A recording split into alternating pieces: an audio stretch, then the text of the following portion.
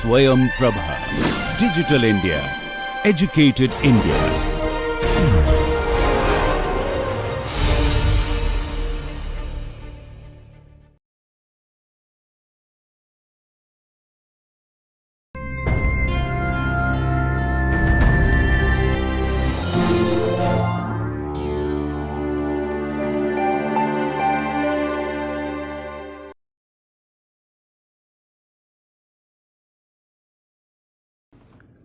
Section 43, Grant of Patents. So far we have seen what happens to a patent application once it is filed by an applicant, the various stages of prosecution, there is publication, there is examination of the application, there is also a new type of examination, expedited examination, and we saw the stages in examination. The controller allots the file to an examiner, the examiner files his report to the controller, which has to be confidential. Based on the report, the controller issues the first statement of objection to the applicant. The applicant, if it is required, justifies or tries to get over the objections raised by the controller, which can happen for some time, and it eventually results in the grant of a patent. Or the controller may, under section 14, call for a hearing if there is an adverse finding given by the examiner, and he can also have a hearing under section 15, where he may either refuse the application. If he finds that the patent need not be granted, he can have a proceeding under section 15, wherein he may refuse the application, amend the application, or and grant the application once the objections are corrected. So, the grant of the patent is the point at which the application becomes an enforceable right. Till the grant of the patent is not enforceable. A person will not be able to file a patent infringement suit till the grant, and the grant is the proof of a right. The fact that the applicant is now entitled to a patent right and is entitled to exercise his rights that are guaranteed under section 48, they all start with the grant. He cannot exercise any of his rights, that is to exclude people from making, using, selling, offering for sale and importing the invention, before the grant. So, the grant is a point at which the rights accrue in a patentee. We saw there are certain instances where an applicant will have rights like that of a granted patentee. We saw that under section 11A7, there are certain instances where some rights an applicant will have even before the grant, and we also saw instances where a patent is made ready for a grant, but a secrecy direction is issued. Again, the applicant, though a patent has not been granted, can expect some benefit from the central government, say in the form of a solatium, as though a patent has been granted. So, there are some deeming provisions where even before the grant, the applicant can enjoy certain rights as if a patent has been granted, but largely the rights of a patentee accrues on him only at the point of grant. So, section 43 is important for us to understand the scheme of things, because 43 is the point of grant. A grant happens under 43, but it may happen under different provisions. Say if there is an opposition filed under section 25(1), the applicant gets over the opposition, it is granted as soon as the opposition is dismissed. So, a 25(1) proceeding could lead to a grant. The controller calls for a hearing under section 15. The controller raises certain objections. The applicant gets over the objections. The controller may suggest some amendment. The applicant amends the patent and it gets granted. So, there could be a grant pursuant to section 15. There could be a grant pursuant to proceedings under section 25(1), pre-grant opposition. Still, the grant happens under 43. So, the grant of a patent, regardless of under pursuant to which proceeding the grant happens, the power to grant happens under section 43. Where an application for a patent has been found to be in order for grant. So, this is the word, you will find this language appearing in various provisions. So, in various provisions of the act and the rules, you will find that the status of an application, that it is made ready for a grant or it is found to be in order for a grant, appears in various provisions. This is only to say that the application has no other objection, but it is ready for a patent to be granted. We just saw in section 37, section 37(2) states that where a complete specification filed in pursuance of an application for a patent for an invention in respect of which directions have been given under section 35 is found to be in order for grant of a patent. So, this phrase appears in many places in the act. So, it is found to be in order for a grant, and either the application has not been refused by the controller by virtue of any power vested in him by this act. For instance, he has not refused it under section 15, or he has not refused it pursuant to a provision, a proceeding under section 25(1). So, the controller has not refused, or the application has not been found to be in contravention of any of the provisions of this act. It is not found to be in contravention of section 21(j), it is not found to be in contravention of section 10, it is not found to be in contravention of any other provision of the act. Then the patent shall be granted as expeditiously as possible. The patent shall be granted as expeditiously as possible to the applicant, or in the case of a joint application, to the applicants jointly, with the seal of the patent office, and the date on which the patent is granted shall be entered in the register. Subsection 2 says that on the grant of the patent, the controller shall publish the fact that the patent has been granted, and thereupon the application, specification and other documents shall be open for public inspection. So, this is the second publication. We already mentioned that an application gets published early in its life, and only after the application is published is it taken up for examination. So, publication, we saw that in a normal case it is a precondition for examination. This is the second publication. After the grant, the controller has to publish the fact that the application has been granted. There is an entry in the official journal saying that all the grant numbers will be there in that particular week. The applicant's name and the details of the invention will be there to say that the patent has been granted to such and such person. This has to be published. Once it is published, the application, specification and other documents will be open for public inspection. They become public records. Upon publication of a grant, the documents pertaining to the patent, the application, the specification and other documents will be open for public inspection. Few rules that are relevant here. Form of a patent. The patent is granted in a particular form. The form is contained in the third schedule. 74(1), a patent shall be in the form as specified in the third schedule. This is actually the certificate in which a patent is granted. It is a common form, what we call the form of a patent, with such modification as the circumstances of each case may require, and shall bear the number accorded to the application under Rule 37. Now, Rule 37 provides for sequential numbering of patents as and when they are granted by the patent office. We had already seen that. So, we had mentioned that in Rule 37 we are still following the numbering which started under the 1911 Act. We had already mentioned that. So, Rule 37 follows a sequential numbering. So, the patents that have been granted will bear a sequential numbering.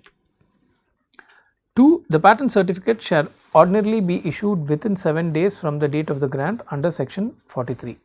So, the patent certificate is nothing but form of a patent mentioned in the third schedule.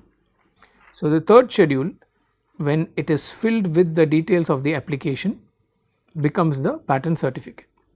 So, the patent certificate is a certificate that is issued to the patentee after the grant based on the form of a patent, which is the document in the third schedule. Third schedule has only one form, it is not actually a form. The third schedule is the form of a patent.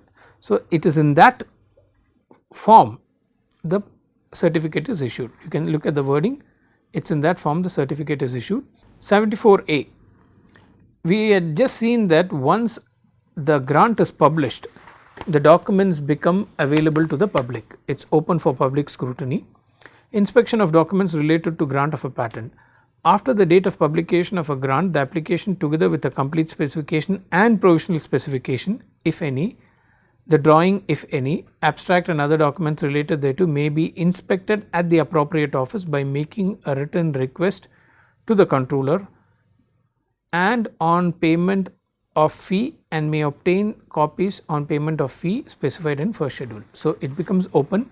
Now, this provision mentions appropriate office, but now with e-filing you should be able to get a copy from any of the patent office, because e-filing there is a centralized processing that is happening now, and earlier applications were known by the appropriate office designation, CHE for Chennai, MUM for Mumbai, DEL for Delhi, though that is now gone. So, they have a common numbering. If you file in, if the patents are filed through e-filing, the rates are not only cheaper, it also allows a common system, and we can see that there is a trend that it will soon move towards a centralized prosecution mechanism.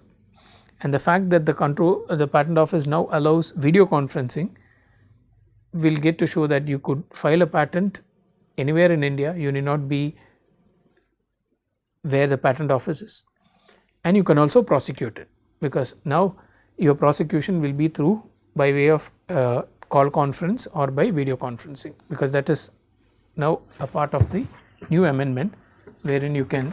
So, all this tells us that the patent filing and prosecution, the entire process of filing and prosecution can be done online without physically being present. Even hearing can be done, the hearing can now be a Skype hearing. It is quite possible because video conferencing is something that has been introduced recently. 43, again coming back to it for a moment, earlier there was a concept called sealing of a patent, that once a patent is granted, the controller shall cause the patent to be sealed with the seal of the patent office, and the date on which the patent is sealed shall be entered into the register. This was an old English tradition. The patent office, if you look at the amendment to the act, this was introduced in 2005. So, before 2005, if you have access to the wording of the section before 2005, you will find that this was called grant and sealing of patent.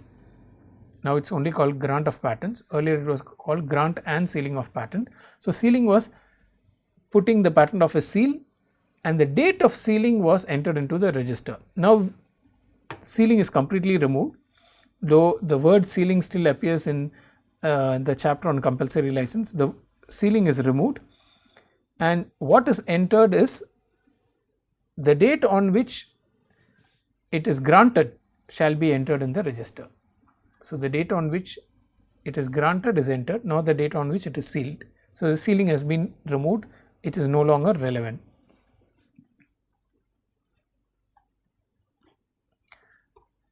Section 44, amendment of patent granted to deceased applicant, where at any time after a patent has been granted in pursuance of an application under this act, the controller is satisfied that the person to whom the patent was granted has died, or in the case of a body corporate, it has ceased to exist before the patent was granted. The controller may amend the patent by substituting the name of a person to whom the patent ought to have been granted, and the patent shall have the effect and shall be deemed always to have the effect accordingly. When a person dies, the Patents Act has a provision by which the successors of that person can be included as the patentee. Now this is done by an amendment because the patent has already been granted and you are making a change to the person who is the applicant. Now there is a change in the status of the applicant. Now this can happen if it's an individual, then the person who inherits from that person, the successors, will be shown as the new patentee. If it's a body corporate, if it's a company which has ceased to exist, it has gone out of business, it's become bankrupt, or it is merged into a new entity, the patent will continue in the name of the person who is entitled to the interest of that company. Now 44, the relevant rule is Rule 75. The application under section 44 for the amendment of a patent shall be made in form 10 with substantiating evidence and be accompanied by the patent. Now if you look at form 10, form 10 is for the amendment of a patent.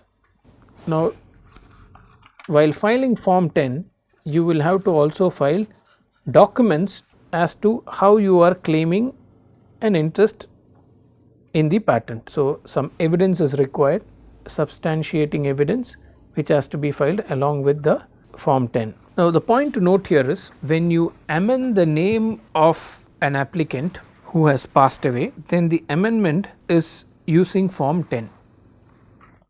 If you generally amend a complete specification, then you will use form 13. So the title of both the forms are application for amendment of a patent, but form 10 is used when there is a death or when a body corporate ceases to exist. Whereas for any amendment generally, like you need to amend the claim or you need to amend some part of the specification, you will use form 13. Form 13 is the one which will use for amendment under section 57. So though both these forms are titled similarly, both of them are titled application for amendment of patent. The form 13 is titled application for amendment of application for patent. So very similarly titled, but form 10 is used where the person to whom the patent has been granted, the patentee has died or the patentee has ceased to exist. It was a body corporate, it has ceased. So there is a death or there is the legal entity has ceased to exist. Only in those cases will you use form 10. In every other amendment of the complete specification, you will be using form 13. Date of a patent. Section 45 states that subject to other provisions contained in the Act, every patent shall be dated as of the date on which the application for the patent was filed. So date of the patent under the Patents Act is the date on which the patent application was filed, provided that a patent which is granted in pursuance of an application to which such directions issued under section 78C of the Indian Patents Act, Patents and Designs Act 1911, applied immediately before the commencement of this act, shall be dated as of the date of the filing of the complete specification or the date of such commencement, whichever is later. So for a patent filed under the 1970 Act, the date of the patent is understood as the date of filing the application. But for any directions issued under section 78 of the 1911 Act, applied immediately before the commencement of this Act, that is the 1970 Act, shall be dated as of the date of the filing of the complete specification or the date of the commencement, whichever is later. So we understand that there are certain directions that can be issued under the section 78C of the Patents Act 1911. We will call the Patents and Designs Act as the Patents Act 1911. Now the date of the patent in those cases will be the date of filing the complete specification or the date of the commencement, whichever is earlier. So the commencement refers to commencement of the 1970 Act. The 1970 Act came into force sometime in 1972.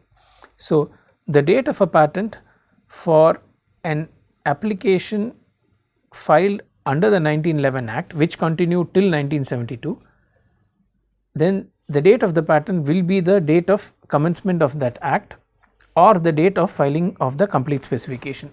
This is for us to understand that in cases before the 1970 Act came into effect, the date of the patent cannot be the date of filing of the application.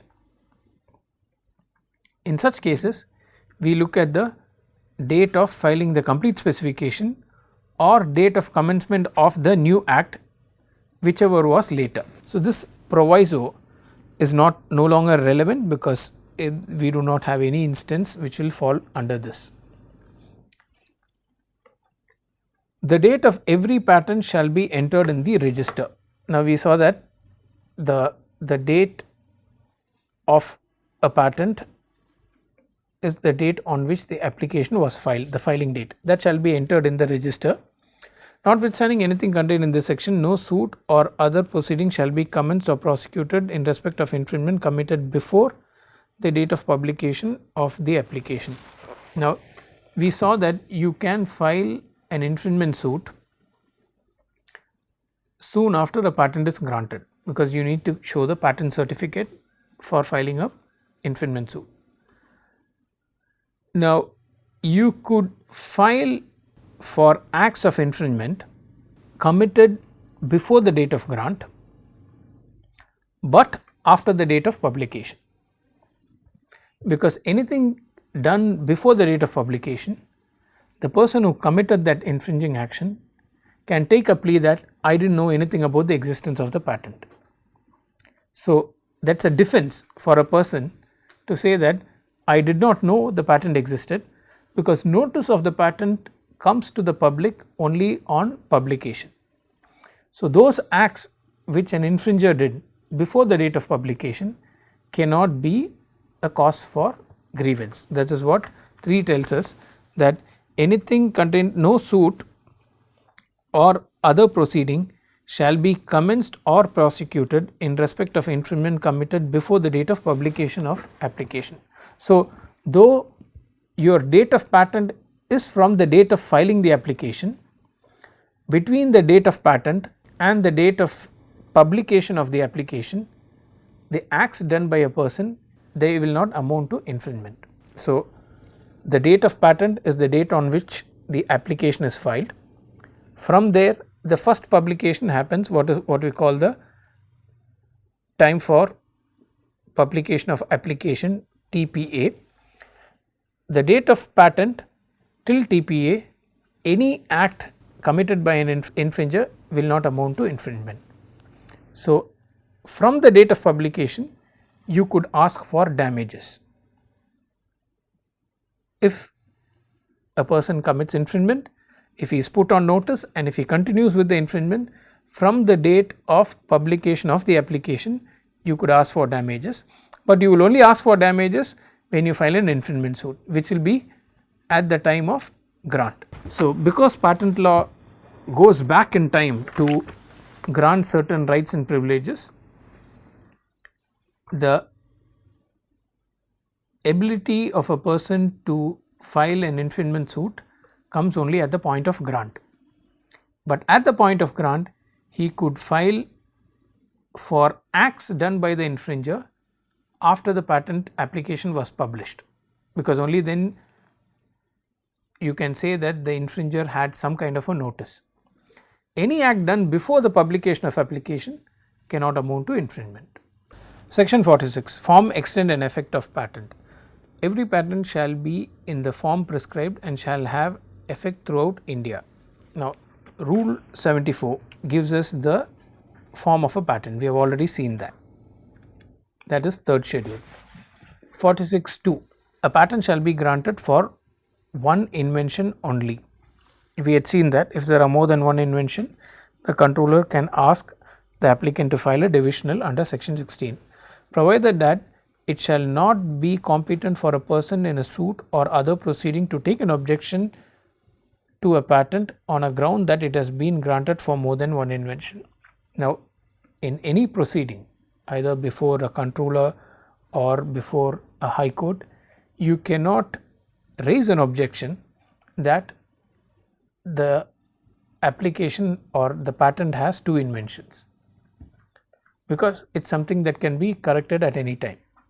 The controller will ask the invention to be split into two different applications. So, that cannot be a ground for objection. Say you cannot ask for a revocation of a patent, or you cannot say that I am not infringing because this application has two inventions in it.